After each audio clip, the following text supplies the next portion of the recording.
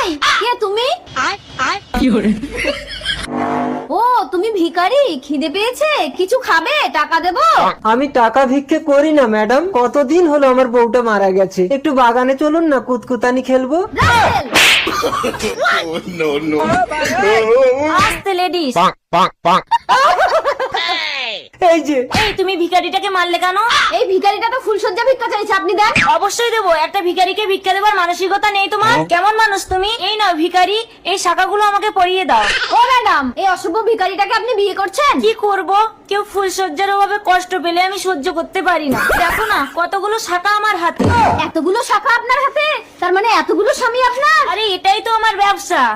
ব্যবসা? এই তো এটাকে বিয়ে করে এর নামে 10,000 টাকার বীমা করে দেবো, তারপরে এটাকে গাড়ির তলে ঠেলে ফেলে দিলেই 10 লাখ টাকা পেয়ে যাবো। না, খেলবো না, আমি বাড়ি যাবো। তারা যে সব পুরুষের ছটপটানি বেশি,